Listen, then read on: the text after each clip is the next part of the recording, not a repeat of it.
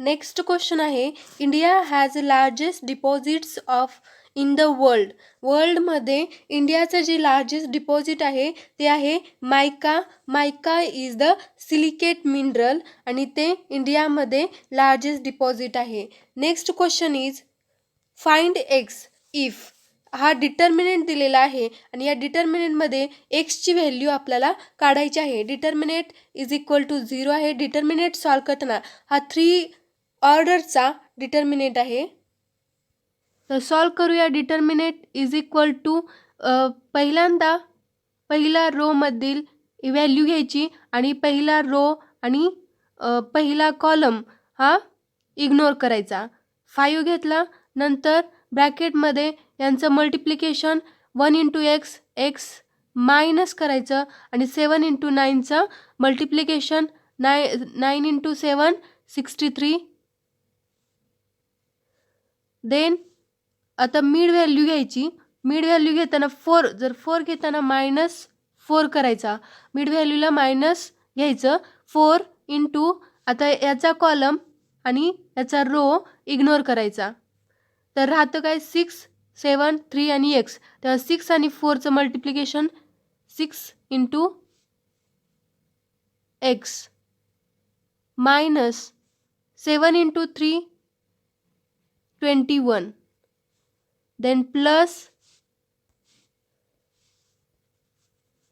आता 2 घ्यायचं. +2 घेतल्यानंतर याचा रो आणि कॉलम हे इग्नोर करायचं. राहतं काय 6, 1, 3, 9. तर ह्याचं 6 इंटू 9चं मल्टिप्लिकेशन 6 इंटू 9 अँड 1 अँड 3चं 3. हे सॉल्व करायचं पूर्ण. पुढची स्टेप येते 5x minus 315 minus 24x plus 84 and plus 102. Check करा.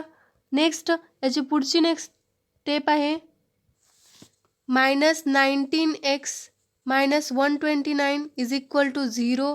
देन एक्स काढायचा आहे. So 19x is equal to -129 होतं. हे x is equal to 129 divided by 19 मायनसमध्ये आहे हे -6.789. हेच आन्सर आहे का चेक करा. ऑप्शन्समध्ये option 3 is the right answer. Next question is diameter of the wheel is 1.4 metre. Diameter of व्हीलचं जे डायमीटर दिलेलं आहे 1.4 मीटर आहे. Then number of round it will take to travel a distance of 1.1 kilometre. आणि distance travel करायचं आहे 1.1 kilometre. याला मीटरमध्ये कन्वर्ट केलं 1100 मीटर होतं हे. तर किती ह्या व्हीलला राऊंड घ्यावे लागतील जे 1100 मीटर डिस्टन्स ट्रॅव्हल करेल. तर त्यासाठी 1100 डिवायडेड बाय याचं जे पेरीमीटर आहे पेरीमीटरनं डिवाइड करायचं. पेरीमीटर असतं pi into d. Pi into d. D means 1.4 metre is equal to 1100.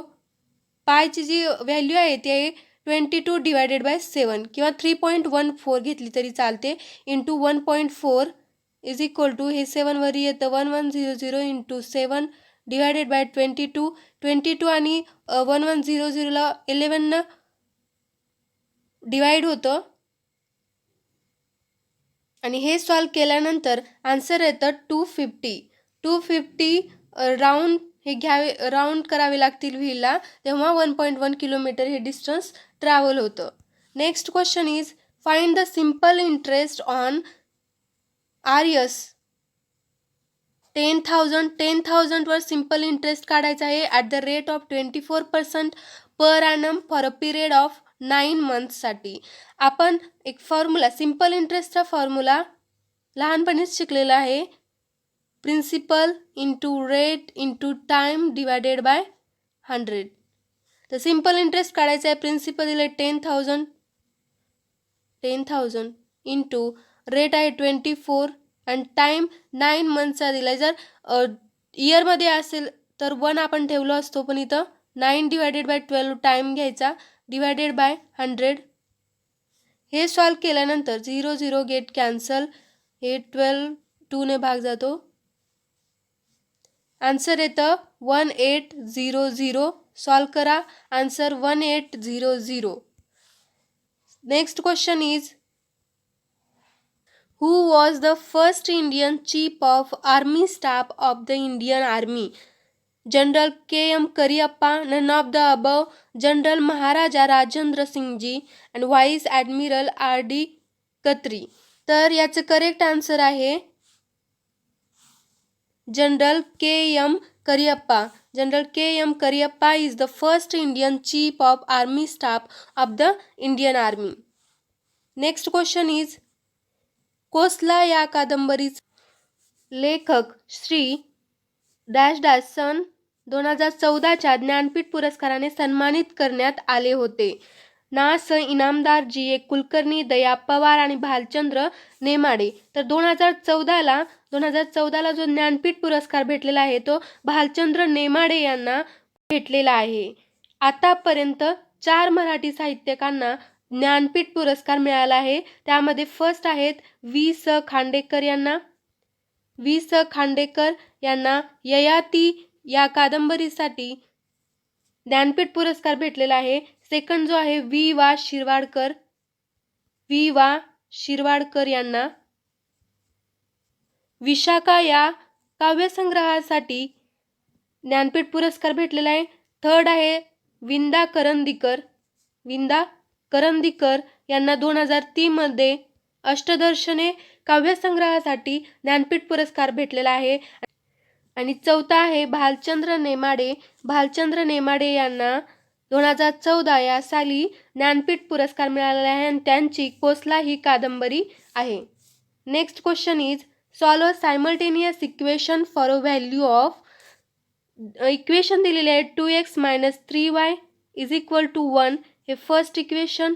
आणि नेक्स्ट आहे x + y is equal to 3. हे सेकंड इक्वेशन दिले आहे. याला सॉल्व करण्यासाठी फर्स्ट एक्सच्या व्हॅल्यू किंवा वायची व्हॅल्यू सेम करायची. एक्सची करू, या सेकंड इक्वेशनला 2 ने मल्टिप्लाय करू. इक्वेशन होतं 2x + 2y is equal to 6. आणि जे फर्स्ट इक्वेशन यामधून मायनस करूया. 2x - 3y is equal to 1. हे मायनस केल्यानंतर कॅन्सल होतं. प्लस मायनस मायनस हे प्लस होतं आणि हे minus. 5y is equal to 5. Then वायची व्हॅल्यू येते 1. वायची व्हॅल्यू 1 कोणत्याही एका इक्वेशनमध्ये पुट करायची. इक्वेशन 2 मध्ये पुट करूयात. तर x + y आहे 1 is equal to 3. Then x is equal to 3 - 1 x is equal to 2. हे आन्सर होतं. म्हणजे एक्सची व्हॅल्यू 2, वायची व्हॅल्यू 1. तर 2 1 हे आपल्याला व्हॅल्यू भेटून जातात. Option 4 is the correct answer. Next question is the number of Rajya Sabha are elected by. Lok Sabha elected member of the states and territorial legislature. The people by voting elected member of the legislative council. संसदेचे 2 सभागृह आहेत. संसदेचे 2 सभागृह आहेत. त्यापैकी एक राज्यसभा आणि दुसरी जी आहे लोकसभा. लोकसभा. राज्यसभा ही अप्पर हाऊस आहे, मीन्स वरिष्ठ सभागृह आहे. राज्यसभा वरिष्ठ सभागृह आहे. वरिष्ठ सभागृह किंवा यालाच द्वितीय सभागृह म्हणलं जातं. आणि लोकसभा ही कनिष्ठ किंवा प्रथम सभागृह आहे. राज्यसभेमध्ये एकूण सदस्य संख्या 250 असते. 250 ही राज्यसभेची एकूण सदस्य संख्या असते. त्यामध्ये 238 सदस्य हे घटक राज्यांच्या विधानसभांनी व केंद्रशासित प्रदेशांनी मीन्स स्टेट अँड टेरिटोरियल मधून ते निवडून दिलेले असतात. आणि जे 12 आहेत ते राष्ट्रपतीकडून कला, शास्त्र, समाजसेवा, वाङ्मय या क्षेत्रातून निवडले जातात. म्हणजे टोटल 250 सदस्य, त्यापैकी 238 हे राज्यातून आणि केंद्रशासित प्रदेशाकडून निवडले जातात आणि 12 हे राष्ट्रपतीकडून निवडले जातात. लोकसभा जी आहे, लोकसभामध्ये लोकांनी निवडून दिलेले प्रतिनिधी असतात. लोकसभामध्ये लोकांनी निवडून दिलेले प्रतिनिधी असतात आणि संसद ही स्थायी स्वरूपाची आहे. राज्यसभा ही स्थायी स्वरूपाचे सभागृह आहे. तर the member of Rajya Sabha are elected by, त्याचं करेक्ट आन्सर असणार आहे elected members of states and territorial legislature. Next question is, लागे जन्मावे पुन्हा या कविता संग्रहाचे कवी कोण आहेत? लागे जन्मावे पुन्हा या कविता संग्रहाचे कवी आहेत विंदा करंदीकर. यांना 2003 मध्ये अष्टदर्शने या काव्यसंग्रहासाठी ज्ञानपीठ पुरस्कार भेटलेला आहे. विंदा करंदीकर यांना 2003 मध्ये ज्ञानपीठ पुरस्कार हा भेटलेला आहे.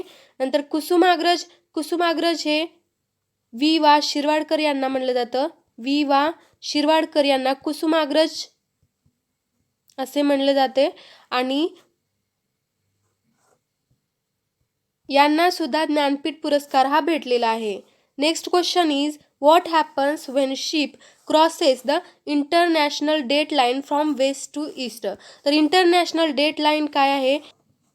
या पिक्चरमध्ये तुम्हाला दिसत असेल, दिस इज द लाईन ज्याचा टाईम असतो 0 डिग्री मीन्स प्राईम मेरिडियन असतं.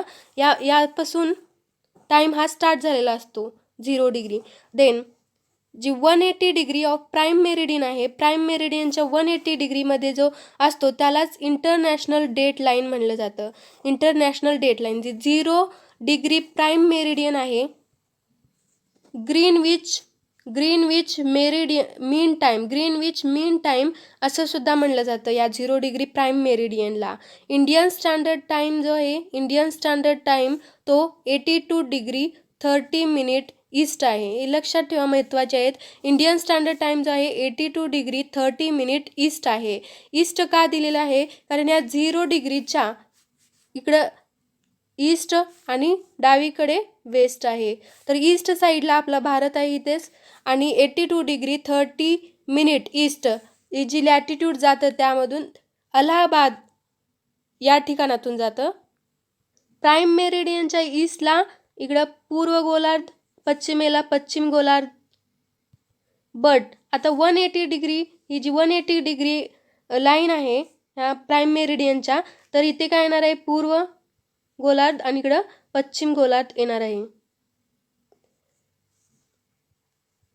ईस्ट जे कंट्री आहेत पूर्व गोलार्धात जे कंट्री आहेत हे यांचा टाईम अगोदर स्टार्ट होतो, कारण हे सूर्याच्या समोर स्टार्टिंगला येतात आणि नंतर हे वेस्टचे येतात, वेस्टच्या कंट्री येतात.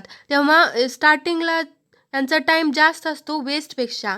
पूर्व गोलार्धातील जे कंट्री आहेत यांचा टाईम जास्त असतो पश्चिम गोलार्धातल्या. तेव्हा आता 180 डिग्री म्हणल्या इकडं पूर्व गोलार्ध ही पूर्व गोलार्ध रिव्हॉल्व करून इकडच्या साईडला आलेला आहे. नंतर हे पश्चिम गोलार्ध इथे. तर आता when a ship crosses the international date line from west to east. आता इंटरनॅशनल टाईम आहे आणि इकडे ईस्ट आणि इकडे west. When ship crosses the international date line from west to east, west to east जाते तेव्हा it loses one day, and if it crosses, when ship crosses from east to west कडून जाताना इथं पूर्वेकडचे जे country असतात त्यामुळे इथे काय असतो, टाईम हा जास्त असतो, म्हणजेच it gains a day. Ship crosses international date line from west to east, वेस्टकडून ईस्टकडे म्हणजे पूर्व गोलार्धाकडून पश्चिम गोलार्धाकडे जाते तेव्हा इट लॉसेस 1 डे, हे त्याचं करेक्ट आन्सर आहे. ओके फ्रेंड्स, जर तुम्हाला व्हिडिओ हेल्पफुल वाटत असेल तर चॅनलला सबस्क्राईब करा. थँक्यू.